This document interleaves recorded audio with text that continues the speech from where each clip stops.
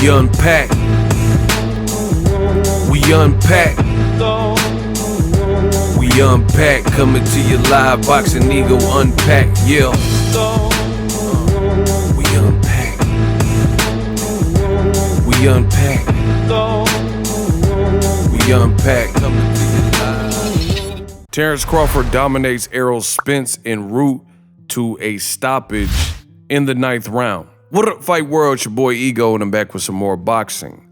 Wow, wow, wow. Boxing, the theater of the unknown. Congratulations to Terence Bud Crawford. He definitely proved me wrong, and I'm gonna break down kind of what I've seen. I'll probably do another video. It's a bit late, but Terence Crawford, he stops Errol Spence in the 9th round, shows true separation in the fight. I'll take it back from the top. Now, before the fight even started, Terence Crawford, he had very little to say to Jim Gray. He was a man of few words. He looked like just super locked in. Then they did the ring walk. They flipped the coin. Terence Crawford chose to walk out second, so Errol Spence walked out. Everything looked fine. And the one thing people were saying, I seen a lot of people saying that Errol Spence, his eyes looked like heavy, or as if he was sleepy or just woke up from a nap. But he got in the ring. Then Terence Crawford walks out. And he walks out with Marshall. Yeah, Marshall Mathers, a.k.a. Eminem. Nowadays, everybody want to talk like they got something to say, but nothing comes out when they move the lips. Just a bunch of gibberish and act like they forgot about Bud. So I'm a big Eminem fan and hip-hop fan in general, so that was dope to see. It looked like they kind of set this up, the ring walk, from, there was a interview where Terence Crawford said he would love to have Eminem walk him out, and that would be legendary for a fight like this. Eminem said, hey, I'm a big fan of yours too, and they must have made it work behind the scenes. So he walks out. I was surprised Eminem didn't actually rap though. They just played the song and he just walked Terence Crawford to the ring, but it could be because it was so impromptu. Then anyway, Terence Crawford gets in the ring. As far as the fight, round one was a pretty tense fight. It was like a high-speed chess match, and I gave round one to Errol Spence. I thought he was busier throughout the round. Not too much really had happened, but Errol Spence, I think it was busier, and it was like a high-speed chess match. Then you get to round two, which was very competitive, and really you could have gave the round to either guy, but then towards the end of the round, Terence Crawford caught Errol Spence and knocked him down, and that was almost the beginning of the end when Terence Crawford found that, right? So he dropped him. I think it was a 1-2, right? Dropped Errol Spence. Automatically, it became a Terence Crawford round, 10-8. And truthfully, when he got knocked down, he was probably embarrassed. Big fight, millions of people watching. I don't know if psychologically Errol Spence never got his head into the game, or because something negative happened so early in the fight, it seemed to carry on and set a evil tempo for Errol Spence, and he really couldn't just climb out that hole in that early 10-8 deficit for whatever reason. In addition, Crawford was doing some great things. What I noticed from Crawford, his jab was on point. Piston jab, very athletic, doubling the jab, tripling the jab. And he just kept beating Errol Spence to the punch, jabbing, I think it's worth noting that Terence Crawford entered this fight as a southpaw, which I told you guys he would have to get something done. Even though I picked Errol Spence to win and I was off with my prediction, I told you he would have to get something done as a southpaw and have success, because to me, Crawford really is a southpaw that could fight orthodox, meaning his southpaw position, he's a dominant fighter as a southpaw more so than the other way around. He could fight righty, he can get some things set up, but me personally, I think Terence Crawford is a stronger southpaw, right? But he didn't leave anything to chance, and he came straight out as a southpaw in this particular fight, and he remained a southpaw.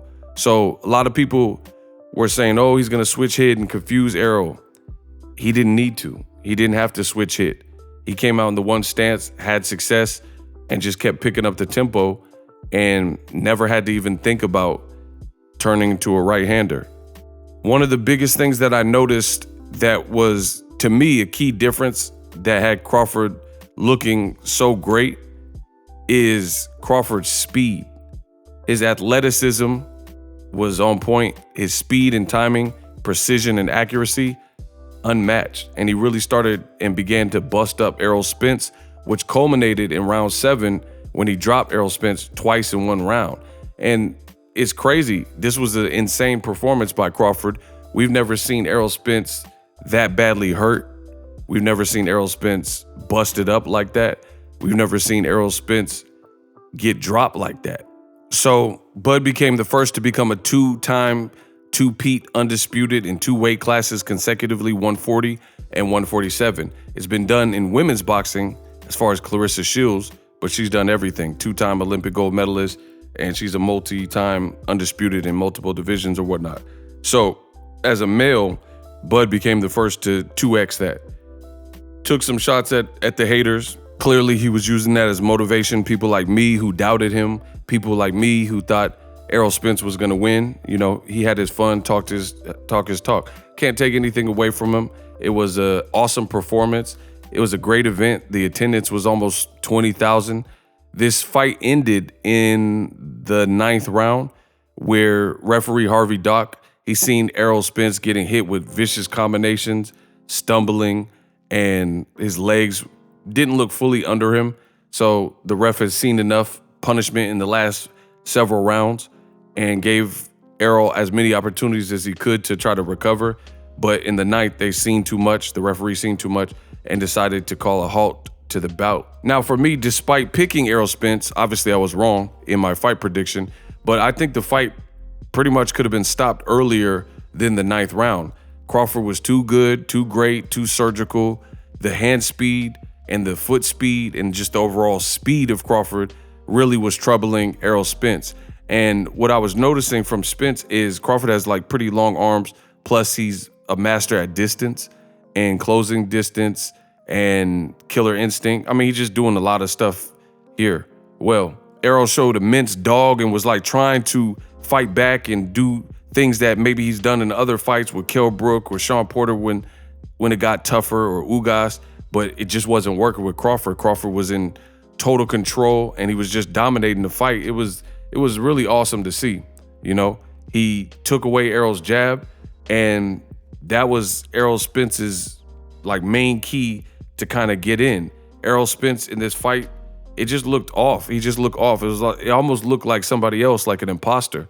And sometimes that's what happens if a fighter takes away what you're known for. Like, this is a random analogy, but just imagine if a guy, he has a lot of money and he's loaded, and girls and women will date him because they're interested in his money and his cars and his yacht or whatever, right? And he has a nice fancy sports car, a yacht, boat, nice job, mansion, blah, blah, blah.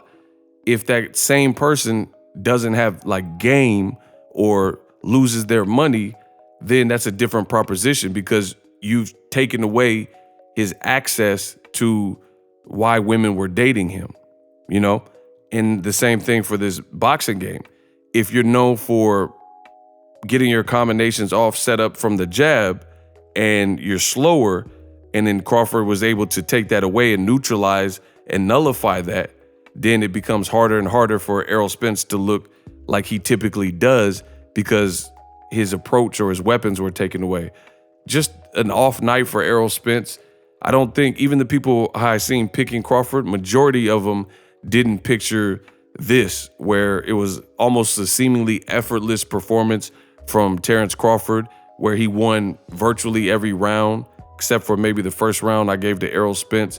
But some people may have gave every round to Terence Crawford. You know, that's not out of the question. So I don't know many people who predicted this. I picked wrong. I thought Crawford looked weight drained. I still think he struggled to make the weight. Like, that doesn't really change. But whatever he did in the last 24 hours, he replenished and he came back and he was sharp. He was dialed in, he was focused. Errol Spence, no excuse, but he didn't do himself any services with the, I don't take tune-ups. You're fighting a guy like Crawford and you didn't take tune-ups, which they both signed on the dotted line. So that's what you got into. Crawford just fought in December, and it showed. He was the sharper, he was the faster, his timing was better. Post-fight, Errol Spence was like, oh, my timing was off. And, I felt bad for Errol Spence at the end of the fight because to me, and I could be wrong on this, but it almost looked like Errol Spence had a concussion. He kind of sounded like, I understand he has a Texas accent and a Southern drawl, but it sounded like different than that. And maybe it was because he was deflated or disappointed in the performance, but to me, it kind of sounded eerily similar to when Tim Bradley got hit with hard shots by a big puncher in Ruslan Provodnikov and was just dizzy for most of the fight. And he was having to, even though Bradley won that fight, Errol didn't win this fight, it almost seemed like he had a concussion. I don't even know that they should have interviewed him based on the status of his face and how he was sounding. I don't know if Showtime really should have interviewed him and had him at the post-fight press conference. To me, based on the punishment from Crawford, it really seemed like it would have made more sense to just get him checked out at the hospital, make sure everything's cool. But that wasn't my call, so it is what it is. But I personally think they probably could have stopped it a few rounds before they did. They gave Errol Spence, as a unified champion, every opportunity to continue, and he just couldn't get anything going, couldn't get a good rhythm. Terence Crawford had his number. That's the best way to put it. There were like select spots where Errol Spence would try to land big, and at one point he started going to the body, landed some good body shots, things like that. But I think he was so deflated and just flat. He just couldn't get into a rhythm and build any type of momentum. Boxing is a game of ebb and flow, and Crawford controlled the distance with the jab. His speed was really bothering Errol Spence Jr. The knockdown in the second round probably further put Errol Spence in a deficit and clouded his mind, and it just wasn't his night. There's nothing else to say. Crawford proved me wrong. I'm eating crow. Paulie Malignaggi and a bunch of other people that picked Errol Spence, we're all eating crow. It was a great performance. For me, this solidifies Crawford. I still feel like his resume was thin at welterweight. You give him credit for 35 and 40 undisputed overall, but now his resume doesn't even matter because you just fought the best guy with the 3 belts that people said did the heavy lifting. I agree. Errol Spence did the heavy lifting, and it culminated in this one night, and this was a must-win scenario for both, and Crawford won it. So now he's in the history books, a 2-time champion, undisputed. Nobody's done that. Andre Ward, Floyd Mayweather, other past greats, Julio Cesar Chavez, no one's done that, especially in the 4-belt era, even though the 40-pound undisputed, to me, holds a little bit less significance because I think welterweight's more stacked. So at the end of the day, this was a surprising performance for me and other fans, even the people who picked Crawford, as I mentioned earlier. I don't know who just came out and said this and like really broke it down, but Crawford, he has a way, he's like a Tom Brady or somebody where he can use all the pressure and all the angst. Great fighters and athletes like Kobe and Floyd Mayweather have been able to channel that, and they could go to that dark place. And it's like almost like Crawford is malicious. He heard Boxingego make a video saying he was weight drained probably. He heard that me and other people were picking Errol Spence Jr., and he just went to that place and he wasn't going to be denied. And he wanted to shut me and anybody else who went against him up. And he did a great job of that because I have nothing bad to say. He won the fight. Overall, it was a great event, and I love it because it was a great event. PBC Showtime did a great job promoting. I told you past videos that I thought Errol Spence and also Terence Crawford, even though Bob Arum kicked, threw him under the bus and said Crawford don't really promote. I told you in this promotion, I didn't have no problems with the way or style that Crawford was promoting. He was doing his part. They both went on Mike Tyson podcast. They both went on Gilly's podcast. Errol Spence was on CBS. Bud Crawford, he was making himself available, doing a couple interviews here and there. And he was posting pictures with his videographer and photographers, showing what shape he was in. Obviously, he trained hard. And it was just a successful event. 20,000 people. Steven Espinoza said that the gate is going to be over 20 million. It's a phenomenal success, As far as the performance, I did expect more from Errol Spence. Didn't expect it to be this one-sided. Even if Crawford were to win, it's a 50-50 fight. You know, there's going to be a bunch of people who come out now that we have an outcome and say, hey, I told you, you're so silly. How did you pick Errol and all this stuff? But again, that's the nature of the beast. Comes with the territory. 50-50 fight. Someone got to win, someone got to lose. And the better man was Terence Crawford. Shout out to Errol Spence, true dog. Wasn't his night, made no excuses post-fight. He said that, you know, the better man won. He even talked about a rematch. Me personally, I don't know that I need to see a rematch. That's just my honest opinion. It's not my decision, but Crawford left no stone unturned and left no doubts. And I don't know that a rematch, even at 54, based on some of the things that I've seen, unless Errol Spence had a horrible weight cut, which I thought Terence Crawford's weight cut was pretty intense. You know, I don't really know what 54 does different. But again, it's not my decision. That's up to Derek James and Errol Spence on what they decide to do. They have that option for the rematch clause. So we'll have to see what they decide to do. But I think I've seen what I needed to see. And again, barring something crazy that I don't know about, I don't know if a rematch is necessarily different.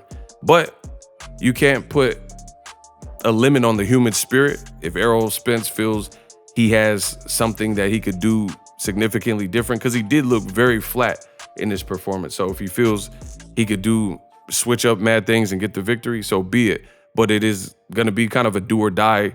Where do you go from here if you lose to Crawford twice, or if it is worse, you know what I mean, in the rematch? So I don't know how that will play out, but I will keep you guys posted on whatever the decision is when it becomes made official. Terence Crawford, again, proved me wrong. He made me eat my words, and millions of people or thousands or whoever else pick Errol Spence. Amazing performance, put it all together on the given night, and stepped in as an outsider and put Omaha on his back. Omaha, y'all got one. So Letitia Crawford, Terence Crawford, Bo Mack, Bernie, everybody in his corner that was saying I told you so, you know, they have their moment, and they have their moment to talk trash because they did tell us so. Great victory for Crawford. This puts him, I got to put him at number 1 pound for pound. Despite my prediction being wrong, I'm not no hater. I'll give him props. And there's no one really doing what he just did. 2-time undisputed, all knockouts at welterweight, knocked out 2 champions, Jeff Horn. Even though I didn't think he beat Pacquiao, the judges did, and he was a champion. He was bigger. That was Crawford's first fight at 147. And then Errol Spence, a unified champion that did all the heavy lifting. He came back. Errol Spence looked like he was in shape and couldn't get nothing going. So Crawford got to be number 1. Unless you could tell me in the comment section who is doing more. Because like even Naoya Inoue, he's a beast. I like Naoya Inoue, but he didn't fight somebody who's number 3, 4, and some people's number 1 on the pound for pound list like Errol Spence. He fought a very good fighter in Stephen Fulton, who was a unified champion as well. But Errol Spence was literally on the pound for pound list high up, and Crawford made it look almost easier than some of his other fights with Porter or Mean Machine or Jose Benavidez. So when he gets on Demon Time, it's something else, and it's something to marvel at. Let me know what you guys took away from the fight. Do you want to see the rematch? What are your takeaways from the first fight? Epic fight night, epic event. Really kind of an epic performance, more so than anything else, from Bud Crawford, the 2X undisputed champion. Now at my number 1 pound for pound list. He's making a lot of people eat crow. Subscribe to the channel. Let me know how I did in this video. I did a 4-hour stream, so I'm going to pack it up. And I'm out. Introducing Super Thanks. Right here on the official Boxingego YouTube. Super Thanks allows you, the viewers, to show a little bit of extra gratitude, which enables me as a full-time content creator to push out the content you need in the world of boxing. Underneath all the videos, you will see a heart with the $sign in it. You can enter any amount that you find suitable as a super thanks. A brand new interactive and colorful way to get your comments highlighted and noticed by not only myself, but other people on the YouTube platform. Super thanks, a unique and cool way to show and applaud us full-time content creators. Hopefully you guys enjoy the content. Super thanks. The future is now. The Hibernation 5s by Kenichi Bear. Hybrid gaming and lifestyle headphones. Out of the box, you can connect to any console or PC. Bluetooth ready with a low latency USB adapter, color RGB, and extreme bass mode. The Hibernation 5s adjust to you. Whether you need a gaming, travel, gym, or lifestyle headphones, the Hibernations got you covered. The new Hibernation 5s, link in the description. Customize the way you hear the world. Welcome to the nation. Are you tired of your YouTube videos not getting any views? Well, consider TubeBuddy. I've used TubeBuddy for years to scale up my YouTube channel. Now we're sitting over 200,000 subscribers.